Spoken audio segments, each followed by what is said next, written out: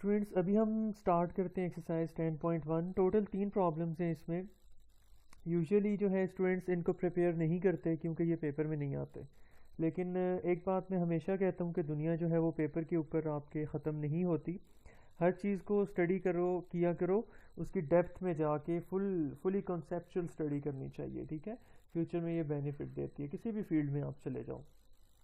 तो ये जो बुक उन्होंने दी हुई है, गवर्नमेंट ने आपके लिए बुक लिखी हुई है, बनवाई हुई है एक, तो इसका कोई ना कोई मकसद है, ये आपको पूरी पढ़नी चाहिए, ठीक है। कोई भी चीज़ छोड़ो मत। जब हर चीज़ को समझ के अच्छे तरीके से आप तैयार करोगे तो मार्क्स तो आपके आने हैं। किसी ने अगर आपने पूरी बुक पढ़ ली तो आपके मार्क्स तो नहीं काटेगा कोई, मार्क्स तो आने ही आने हैं, लेकिन आपकी तैयारी भी बहुत अच्छी होगी। तो इस प्रॉब्लम को भी सॉल्व करते हैं हम।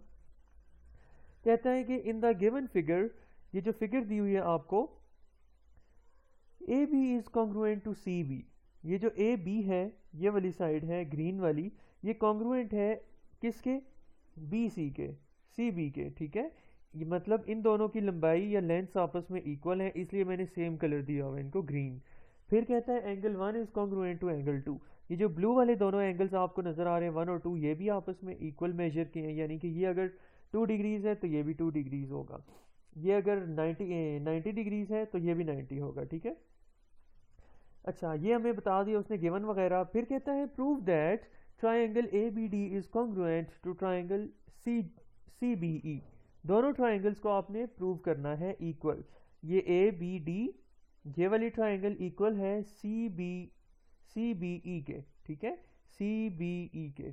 इन दोनों ट्राइंगल्स को हमने इक्वल प्रूव करना है। तो ये बात हमें यहाँ तक समझ आ गई, ये गिवन था, ये टू प्रूव है। अब देखो हम कहते हैं कि consider the correspondence between triangles ABD and CBE।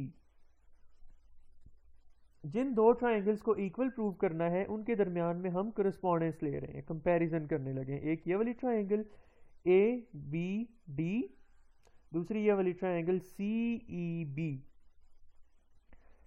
In triangle A B D versus triangle C B E, A B is congruent to C B. आप देखो, ये हम थ्योरम हमेशा प्रूफ कहाँ से स्टार्ट करते हैं? गिवन से। जो सी चीज़ें गिवन होती हैं, ठीक है। तो उसने बताया था ए बी बराबर है सी बी के, लेंथ दोनों की इक्वल है, तो हमने लिख दिया। रीजन में क्या लिख दोगे? गिवन है। फिर angle 1 is congruent to angle 2, ये भी गिवन था। अब देखो एंगल बी जो है ना, ये कॉमन है आई एम सॉरी, ये कॉमन है दोनों में। देखो ट्राइंगल को सबसे पहले आप देखो ट्राइंगल ए बी डी को, सही है। देखो इसमें ये एंगल बी आ रहा है, इसको बल्कि मैं आपको सेपरेट करके दिखाता हूँ। ये देखो, अगर इस ट्राइंगल को जो है मैं खींच के इधर ले आऊँ और इस ट्राइंगल को खींच के इधर पीछे ले जाऊँ तो कुछ ये सूरत हाल बनेगी, ठीक है। इसको मैं खींच कर पीछे ले आया हूँ, सही है। तो अब ये वर्टेक्स बी है, ये इसका वर्टेक्स बी है और ये वाला जो है इसका वर्टेक्स बी है, सही है। तो अब देखो कॉमन, जैसे एक थ्योरम में आपने पढ़ा था कॉमन बेस, तो यहाँ पर ये कॉमन एंगल बन रहा है, ठीक है।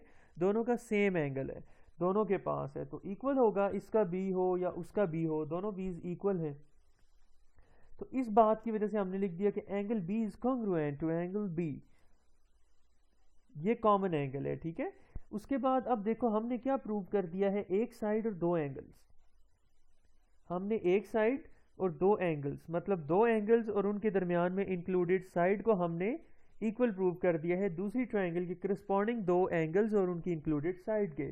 तो मतलब ये हमारे पास क्या बन गया? ए एस ए पॉस्टुलेट या ए एस ए थ्योरम। तो इस थ्योरम को यूज करके हम कहते हैं कि hence triangle A B D is congruent to triangle C B E.